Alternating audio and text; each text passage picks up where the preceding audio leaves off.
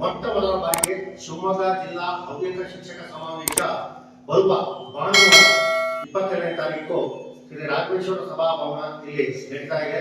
ಬೆಳಿಗ್ಗೆ 6:30ಕ್ಕೆ ಕಾರ್ಯಕ್ರಮ ಪ್ರಾರಂಭ ಆಗಿ ರಾತ್ರಿ 9:30ರವರೆಗೂ ಕೂಡ ಕಾರ್ಯಕ್ರಮ ನಿರಂತರವಾಗಿ ನಡೀತದೆ. ಆಮೇಲೆ ಈ ಕಾರ್ಯಕ್ರಮದ ಒಟ್ಟಾರೆ ಯಶಸ್ಸಿಗಾಗಿ ಕಳೆದ 3 ತಿಂಗಳಿಂದ ಅವಿರತವಾಗಿರ್ತಕ್ಕಂತಹ ಪ್ರಯತ್ನ ಸಾಗಿದೆ. ಮಹಾಸಭೆಯ ನಿರ್ದೇಶಕರ ಒಂದು ನಿರ್ದೇಶನದಲ್ಲಿ ಇದಕ್ಕಾಗಿ ಒಂದು ಸಮಿತಿಯನ್ನ ಮಾಡಿಕೊಂಡು 18 ಉಪ ಸಮಿತಿಗಳಿದ್ದಾವೆ. ಎಲ್ಲ ಸಮಿತಿಯ ಸಂಚಾಲಕರು ಸದಸ್ಯರು ಕೂಡ ತಮಗೆ ವಹಿಸಿರ್ತಕ್ಕಂತಹ ಜವಾಬ್ದಾರಿಯನ್ನ ಅವರು ಕಾರ್ಯಕ್ರಮ ಚೆನ್ನಾಗಿಸಿಕೊಳ್ಳಲಿಕ್ಕೆ ಪ್ರಯತ್ನವನ್ನ ಪಡ್ತಾ ಇದ್ದಾರೆ. ಮುಖ್ಯವಾಗಿ ನಮಗೆ ದೊಡ್ಡ ಒಂದು ಸವಾಲಿನ ಕೆಲಸ ಅಂದ್ರೆ ಆಮಂತ್ರಣವನ್ನ ನೀಡತಕ್ಕಂಥದ್ದು.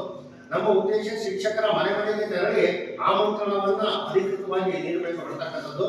ಈಗಾಗಲೇ ಶಿಕಾರಿಪುರ, ಸೊರಬ, ಸಾಗರ ಗ್ರಾಮಾಂತರ, ಶಿವಮೊಗ್ಗ, ಭದ್ರಾವತಿ, ಹೊಸನಗರ, ತೀರ್ಥಹಳ್ಳಿ ಈ ಎಲ್ಲಾ ತಾಲೂಕುಗಳಲ್ಲಿ ಮತ್ತು ಗ್ರಾಮಾಂತರ ಪ್ರದೇಶಗಳಲ್ಲಿ ಇರತಕ್ಕಂತಹ ಶಿಕ್ಷಕರು, ನಿವೃತ್ತ ಶಿಕ್ಷಕರು ಮತ್ತು ಎಲ್ಲಾ ಸ್ತರದಲ್ಲಿ ಶಿಕ್ಷಣವನ್ನ ನೀಡ್ತಾ ಇರ್ತಕ್ಕಂತಹ ಶಿಕ್ಷಕ ಬಂಧುಗಳಿಗೆ ಆಮಂತ್ರಣವನ್ನ ನೀಡ್ತಾ ಇದ್ದೇವೆ. ನೀಡುವ ಕೆಲಸ ಪ್ರಾಯಶಃ ಮುಕ್ತಾ ಬಂದಿದೆ. ಇನ್ನೇನು 1 ದಿವಸ 2 ದಿವಸದಲ್ಲಿ ಅದು ಕೂಡ ಮುಕ್ತಾಯ ಹಂತವನ್ನ ತರುತ್ತದೆ.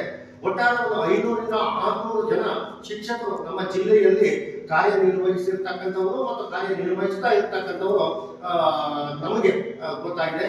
ಅವರಿಗೆಲ್ಲ ಅಧಿಕೃತವಾಗಿರ್ತಕ್ಕಂತಹ ಆಮಂತ್ರಣವನ್ನು ನೀಡತಕ್ಕಂತಹ ಪ್ರಕ್ರಿಯೆ ಮುಂದುವರೆದಿದೆ.